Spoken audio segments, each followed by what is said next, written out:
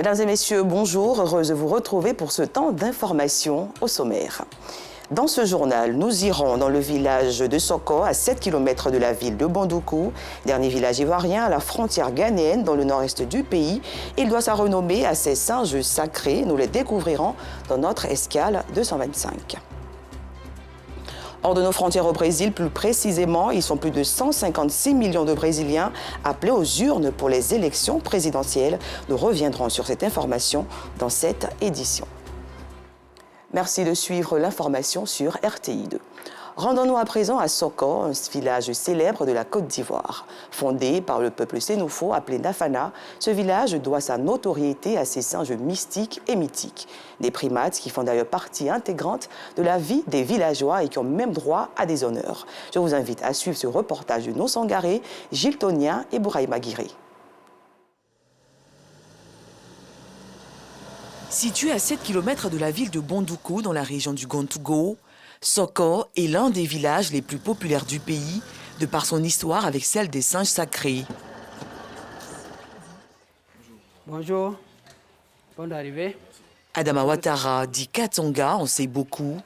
Il est le doyen d'âge de ce village dominé majoritairement par les Sénoufos appelés Nafana. Ce nom, Nafara, est venu du Mali. Les Malinqués nous appelaient Nafamoro. Nafamoro.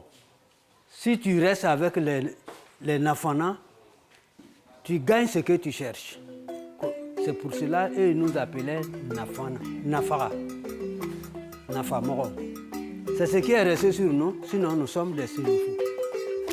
C'est à la recherche de gibier que Mela, chasseur traditionnel Nafana, s'est retrouvé sur le site du village qu'il a baptisé Solo Kolo, qui signifie piste des éléphants, mais qui par déformation est devenu aujourd'hui Soko. Au début, il était dans un village non loin de Soko, qu'on appelle Olkei. Il était avec son grand frère là-bas. Et il venait ici pour faire sa chasse. Après, il a demandé à son grand frère, où je vais pour chasser, j'ai trouvé assez de pistes des éléphants. Donc là-bas, quand je vais, je trouve facilement les éléphants pour battre. Donc, avec ta permission, je vais te demander d'aller m'installer là-bas. Son grand frère lui a dit, il n'y a pas de problème. C'est dans ces conditions qu'il était quitté là, à Olke, pour venir s'installer ici, dans sa cabane que vous voyez là. À son arrivée, le chasseur trouva des singes dont la présence lui évitait la solitude. En voyant les singes faire des grimaces comme des personnes, ça lui faisait rire comme il était avec des personnes. Donc, c'est ce qui a fait que Mela a pris l'importance de ces singes-là. Un fusil chargé contre des éléphants pour prendre aller battre soit un singe, à l'époque, c'était du gaspillage. Donc, il ne s'amenait pas à battre les singes.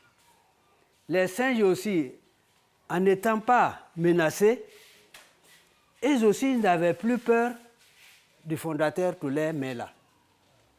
Lorsqu'il quittait sa cabane, que vous voyez, pour aller faire sa chasse, dans sa cabane, il y avait toujours de quoi à manger. La banane, les arachides, les morceaux de manioc. Ils aussi descendaient dans sa cabane pour s'approvisionner. Donc, ils n'avaient plus peur de lui. Voici l'histoire qui a fait que les singes sont restés à Soko. D'où la sacralité de ces singes qui font désormais partie des habitants du village. À Soko, on les retrouve dans ses anacardiers. Ibrahim est celui qui s'en occupe. Il a des cris dont lui seul a le secret pour faire sortir ces singes de leur habitation. C'est comme ça que j'appelle les singes. Je les ai adaptés avec ce cri-là. Donc je les appelle et puis ils viennent.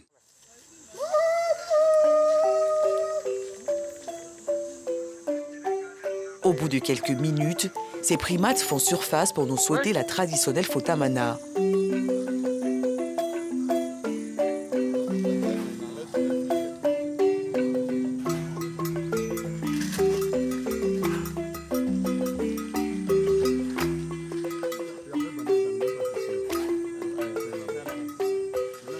est interdit de tuer et manger ces singes. Celui qui a tué le singe sans se déclarer, tu tombes malade. Mais quand tu déclares, on fait les sacrifices, rien ne t'arrive. Mais en te cachant, sans adoration, sans sacrifice, tu tombes malade. Pour conforter dans les esprits le caractère sacré des singes dans le village de Soko, ces primates ont droit aux mêmes honneurs funéraires qu'un être humain. En cas d'un accident que l'un de nous tue un singe, il va l'enterrer comme une personne. Et même tirer fusil. Si c'est un mâle, tirer fusil 3 fois et 3 coups. Et si c'est une femelle, 4 coups. Et c'est ce qui est resté. Donc, tu abats un singe par un accident, tu l'enterres comme une personne. Les mythes construits autour de ces singes sont nombreux. Le plus répandu est celui lié à Samori Touré. Certains racontent que devant la menace suscitée par ce guerrier, les habitants auraient demandé à un devin de les transformer en singes afin d'être sauvés. Mais une fois le danger écarté, le féticheur n'eut pas le temps de redonner la forme humaine à ses frères, une version démentie par le doyen du village. Si quelqu'un vous dit que Samori Touré est venu ici, cela est archi faux. Parce que les singes qui sont là, le fondateur du village a trouvé les singes là en place. Ces singes mystiques et mythiques ont donné au village de Soko sa renommée. Venir en tourisme dans la région du Gontougo sans y faire un tour, c'est passer à côté de son voyage touristique.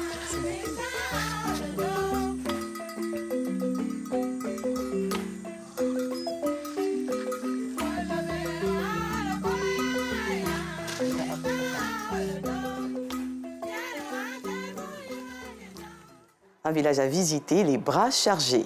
Le mois d'octobre, on le sait, est dédié à la lutte contre le cancer du sein. L'ONG Magnon, en collaboration avec l'AS Ivoire Golf Club d'Abidjan, n'est pas en marge. Elle a organisé récemment, dans la commune de Cocody, des activités pour accompagner le combat. Maïssa Kogey, Joël Gossé. Le cancer du sein, un mal pernicieux qui se manifeste par la multiplication de cellules anormales dans le sein, pouvant également se répandre dans le reste du corps. En Côte d'Ivoire, le cancer du sein est un véritable problème de santé publique, notamment au sein de la jeunesse féminine. La maladie tue chaque année près de 1800 femmes sur plus de 3000 cas enregistrés selon des chiffres officiels. Pour lutter efficacement contre cette pathologie et contribuer à l'éradiquer, l'ONG Magnon, en partenariat avec l'AS Ivoire Golf d'Abidjan, a initié une compétition féminine de golf pour soutenir et venir en aide aux femmes victimes du cancer du sein.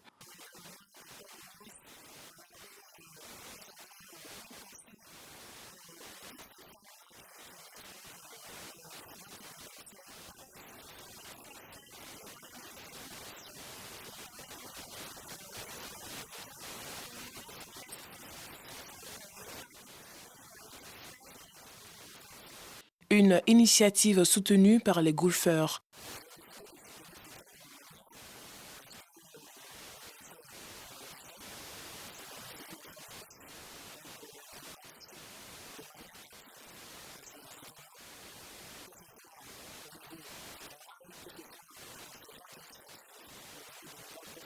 Après le golf, les membres de l'ONG Magnon ont investi les locaux de l'Institut des sciences et techniques de la communication ISTC Polytechnique, où elles ont procédé en collaboration avec la Fondation des femmes dynamiques à Tsunamit à une séance de dépistage gratuit des cancers du sein et du col de l'utérus.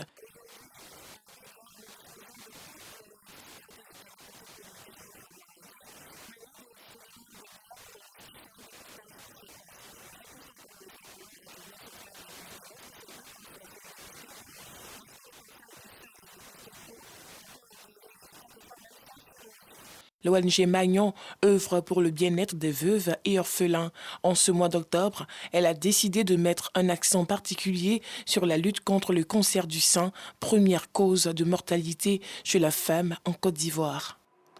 Une autre lutte, cette fois contre l'incivisme routier dans la ville de Bonan, dans le centre-ouest de la Côte d'Ivoire. L'ONG Côte de la Route a investi récemment le terrain pour sensibiliser les conducteurs d'engins à 2 et 3 roues. Les détails avec Soro Corona. Oscar Quadio est conducteur de mototaxi à Bono. Oscar n'a pas de permis de conduire, document lui permettant d'exercer cette activité.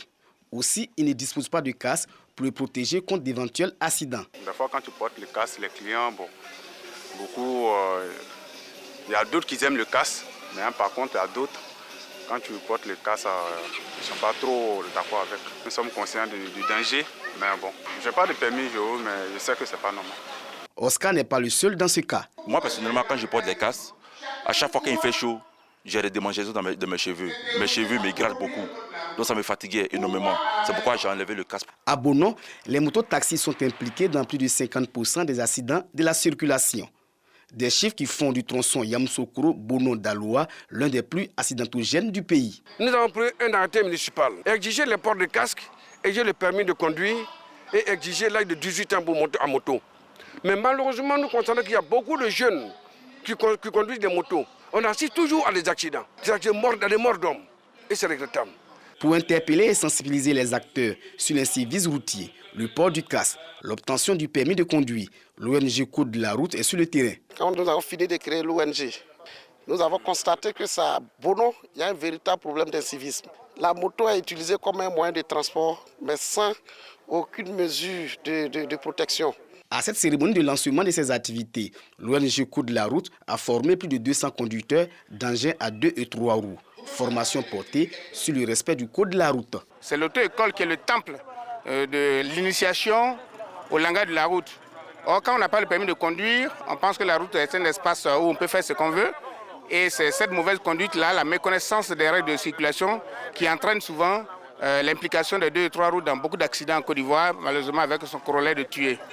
J'ai retenu que vraiment le Nord respecte le code de la route, mais en danger nous met notre propre vie et ainsi que la vie des autres aussi. Et ne pas porter le casque, c'est exposer soi-même. Et le permis aussi, je vais mettre ça comme un projet en cours. Je vais tout faire pour pouvoir obtenir un permis, pour pouvoir être vraiment en règle. L'ONG Code de la route s'assigne pour mission à travailler à réduire les accidents de la circulation en Côte d'Ivoire. L'ONG se veut un outil d'aide à l'État de Côte d'Ivoire afin que les mesures éditées soient appliquées sur le terrain. Plusieurs casques ont été distribués. Après Bono, l'ONG Code de la route sillonnera les départements de Boisflé et Zurula pour toujours sensibiliser les usagers de la route sur les dangers liés aux accidents. En sport à présent, le centre sportif culturel et d'éthique Alassane Ouattara a eu 1 an le vendredi dernier. Ce centre, il faut le savoir, est le fruit d'une excellente collaboration entre la Côte d'Ivoire et la République de Corée. Nous vous proposons la célébration dans ce reportage de Moyabi Diabaté. Ambiance des grands jours à l'occasion de la commémoration du premier anniversaire du centre sportif culturel et d'éthique ivoiro-coréen Alassane Ouattara. Le président du conseil d'administration de ce centre, Maître Bamba Cheikh Daniel, a traduit sa gratitude à ses invités lors des festivités. Cette infrastructure est unique de par ses spécificités. Elle cumule sport, culture et technologie de l'information et de la communication. C'est une première en Côte d'Ivoire et je peux dire en Afrique. En marge de la célébration de cet anniversaire, le ministre des Sports, Paulin Claude Danho, et son homologue de la communication, Amadou Koulibaly, ont exprimé des remerciements à la République de Corée à travers l'Agence coréenne de coopération internationale, COICA, et au chef de l'État ivoirien, Alassane Ouattara. Le gouvernement explore plusieurs pistes, des pistes innovantes pour l'épanouissement de la jeunesse de notre pays, dans le domaine de l'éducation, de la formation, de l'insertion professionnelle, et aujourd'hui, avec ce centre, c'est une belle synergie qui va se créer entre le sport, le TIC et la culture au bénéfice de la jeunesse de notre pays. Vive le centre sportif culturel d'éthique ivoiro-coréenne Alassane Ouattara pour que vive la coopération ivoiro-coréenne pour le renforcement d'une culture de la paix dans le monde. Symbole de la coopération ivoiro-coréenne, cette démonstration des tout-petits, encadrée par Maître Enza Traoré, ceinture noire 7e dan, et Maître Lee Chim-hong, ceinture noire 7e dan. Nous vous le disions en titre, l'actualité au Brésil est dominée par les élections présidentielles. Ils sont plus de 156 millions d'électeurs attendus ce jour. Près d'un mois après le premier tour, ils vont départager Lula et Bolsonaro dans un scrutin qui s'annonce plus que jamais serré. C'est la fin de ce journal. Merci de l'avoir suivi et bon après-midi à tous.